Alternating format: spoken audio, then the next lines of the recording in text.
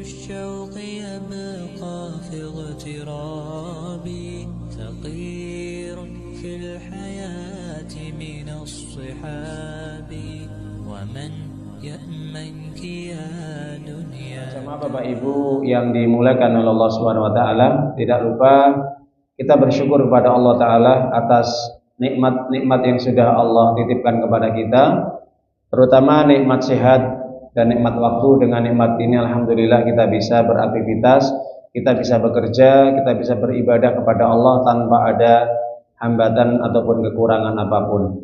Dan kita bersyukur kepada Allah Subhanahu wa taala atas nikmat yang paling besar yang Allah berikan pada kita, hingga sampai saat ini, detik ini kita masih dimampukan oleh Allah Subhanahu wa taala untuk bisa menjalankan ibadah, terutama sholat 5 waktu dilaksanakan dengan berjamaah, dan yang juga paling penting kita bisa dihadirkan oleh Allah untuk mendatangi majelis ilmu, dan ini merupakan Riyadul Jannah atau taman-taman surga.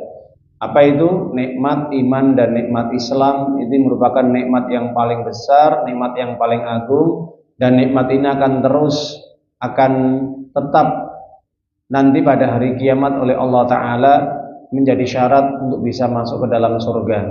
Oleh karena itu para jamaah Bapak Ibu yang dimuliakan oleh Allah Ta'ala, nikmat iman dan nikmat Islam ini kita jaga dengan baik, kita pertahankan sampai kita meninggal dunia, sebagaimana pesan Allah, wala tamutunna illa wa antum muslimun. Jangan sekali-kali kalian meninggal dunia kecuali dalam keadaan tetap menjadi orang muslim, orang yang senantiasa berserah diri kepada Allah, taat, tunduk, patuh kepada semua syariatnya, baik itu perintah maupun larangannya.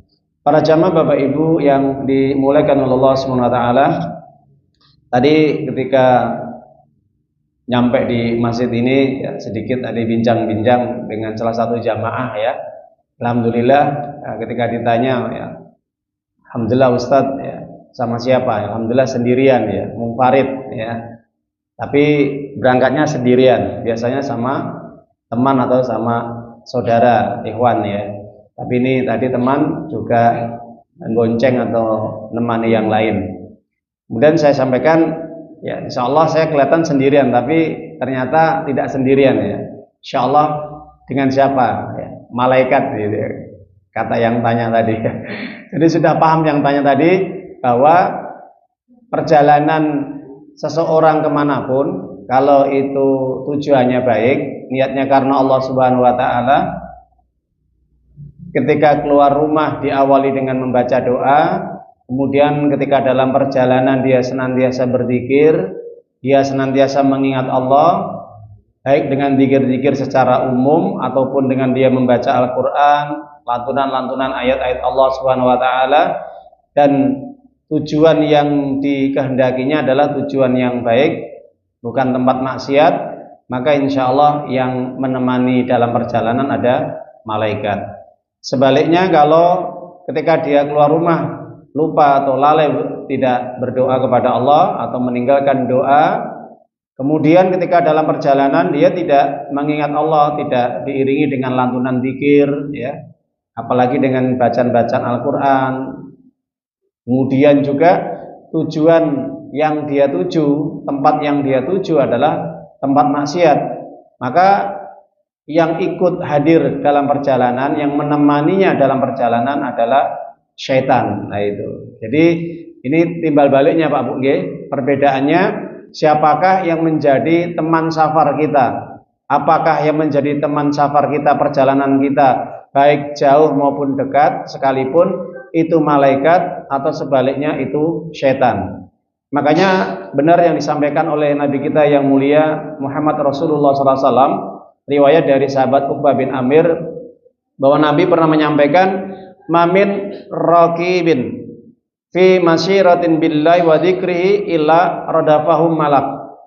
Tidak ada seorang pun yang dia melakukan perjalanan atau safar, ketika dia berkendara maka niatnya tujuannya karena lillah, karena mencari Allah, kalau mencari ridha Allah Subhanahu wa taala, dan tujuan yang dia tuju atau tempat yang dia tuju yaitu tempat yang insyaallah baik dia silaturahim, menyambung silaturahim, atau karena berdagang atau berbisnis atau usaha atau yang lain, tujuannya memang tujuan yang baik.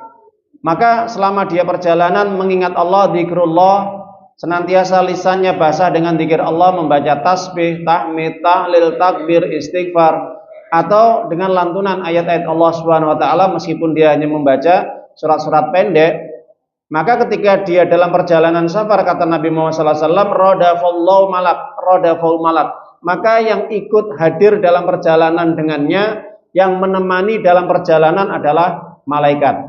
Artinya malaikat rahmat yang senantiasa mendoakan orang-orang yang mengingat Allah, baik di dalam rumah maupun di luar rumah atau dalam perjalanan. Gitu para jamaah Bapak Ibu nggih. Sebaliknya Nabi Muhammad SAW menyampaikan, ya, wala yakhlu bisyri wa nahwihi illa kana radafau syaitan, ya. Jadi ketika orang keluar dari rumah kemudian dia tidak berdoa, tidak mengingat Allah, berzikir ketika dalam perjalanan, sebaliknya orang yang seperti ini yang diucapkannya dalam lisannya adalah lagu-lagu, nyanyian, musik, atau dia mendengarkan musik, enjoy, menikmati lantunan-lantunan musik, ya, lagu-lagu dan yang lainnya, dan dia tidak mendengarkan atau menikmati lantunan ayat-ayat Allah atau ceramah-ceramah atau kajian-kajian di dalam kendaraannya, atau mungkin dia sendiri juga ketika berkendara, ya, mengucapkan ucapan-ucapan yang bukan dari zikir kepada Allah Subhanahu wa taala, bahkan dia dalam perjalanan dia juga meninggalkan ibadah sholatnya, dia lupa dalam menjalankan ibadah sholatnya, atau tempat yang dituju adalah tempat maksiat, maka yang hadir dalam perjalanan dia, yang menemani dalam perjalanan dia adalah yaitu syaitan. Ya, begitu kata Nabi Muhammad SAW, Bapak Ibu nggih. Maka kami nasihatkan pada pribadi dan kepada para jamaah, jangan sekali-kali syaitan hadir dalam kehidupan kita. Baik syaitan hadir dalam kehidupan di rumah kita, di keluarga kita, maupun dalam pekerjaan kita, sekalipun ketika kita keluar rumah atau ketika ada urusan-urusan apapun, kemudian kita lupa berzikir kepada Allah, kita lalai untuk ibadah sholat, kita juga tidak mau berdoa kepada Allah Subhanahu wa taala, ini akan menjadi kerugian bagi diri kita. Kenapa? Setan tentunya tujuannya adalah untuk menyesatkan, untuk menjauhkan kita mengingat Allah Subhanahu wa taala, sehingga kita menjadi orang yang lupa. Makanya Allah sampaikan di dalam Al-Qur'an surat Al-Mujadilah, surat yang ke-58 ayat yang ke-19, ya. Di situ Allah katakan, istahwada alaihimus syaitan fa ansahum dzikrullah. Setan ketika sudah menguasai manusia, maka setan berusaha untuk membuat manusia lupa untuk mengingat Allah. Ini surat Al-Mujadilah, surat yang ke-58 ayat yang 19. Maka berdasarkan ayat ini, siapapun orang, baik dia di dalam rumah ataupun dia keluar rumah, baik jalan kaki, bersepeda, naik motor atau naik mobil, naik pesawat ataupun naik bis atau yang semisalnya, naik kereta api misalkan, maka ketika orang ini lupa mengingat Allah, tidak berdoa kepada Allah ketika keluar rumah, bahkan ketika dalam perjalanan dia menikmati lantunan musik, lagu-lagu, nyanyian, maka yang terjadi apa? Setan yang hadir di dalamnya. Kenapa? Karena setan itu lebih suka dengan sesuatu yang bukan dari zikir kepada Allah. Setan itu suka dengan sesuatu lantunan-lantunan selain ayat-ayat Al-Quran. Itu setan paling senang sekali. Berbeda kalau orang ketika dalam perjalanan dia mengingat Allah, berzikir kepada Allah, tidak lupa untuk sholat 5 waktunya dijaga. Ketika dalam perjalanan atau safar, dia juga tetap, ya, berzikir lisannya. Kemudian tempat yang dituju tempat yang baik atau tujuannya kan untuk kebaikan, maka setan lari, Pak Bu. Maka setan tidak akan bisa menggodanya. Maka yang hadir di situ yaitu adalah malaikat. Ketika di situ ada malaikat, setan tidak akan bisa ikut hadir di situ. Alias setan tidak akan berkutik untuk menguasainya atau menggodanya. Sebaliknya, ketika setan sudah hadir di situ, malaikat tidak akan ikut hadir di situ. Alias malaikat akan pergi menjauhinya. Ya, jadi tergantung apakah kita pengen punya partner, teman dalam perjalanan kita malaikat atau sebaliknya setan. Nah, tergantung diri kita. Insya Allah Orang itu kalau kebiasaan hidupnya sehari-harinya, baik itu di dalam rumah, di luar rumah, atau dalam beraktivitas sekalipun, atau dalam kondisi nyantai Pak Bu nggih, itu kalau kebiasaan dia mengingat Allah, hatinya selalu ingat kepada Allah, maka insya Allah orang seperti ini akan terus dibimbing oleh Allah meskipun dalam perjalanan sekalipun, meskipun dalam kesibukan apapun. Jelas ya?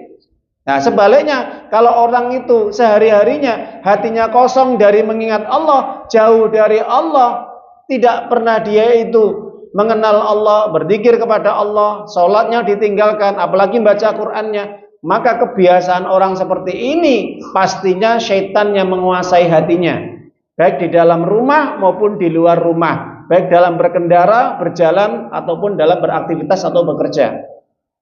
Makanya Allah selalu sampaikan kepada kita di dalam surat An-Nas, alladzi yuwaswisu fi sudurin nasi minal jinnati wan nas, yaitu setan yang senantiasa membisikkan di dalam dada manusia dari golongan jin dan manusia. Maka setan itu sifat golongannya dari jin dan manusia.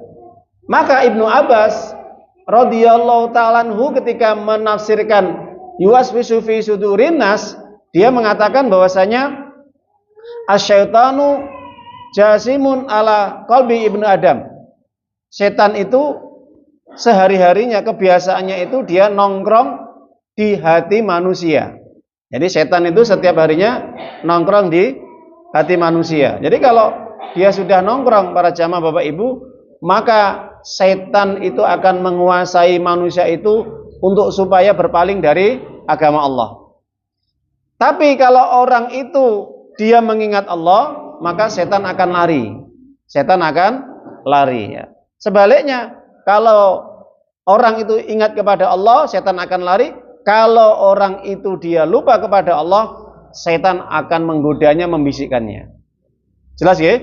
Makanya ini pentingnya kita untuk bisa memahami ayat-ayat Allah SWT bahwa setan adalah musuh kita ya. Maka jadikan dia sebagai musuh, jangan sampai menguasai diri kita atau hati kita sehingga kita jauh dari Allah, jauh dari perintahnya, syariatnya.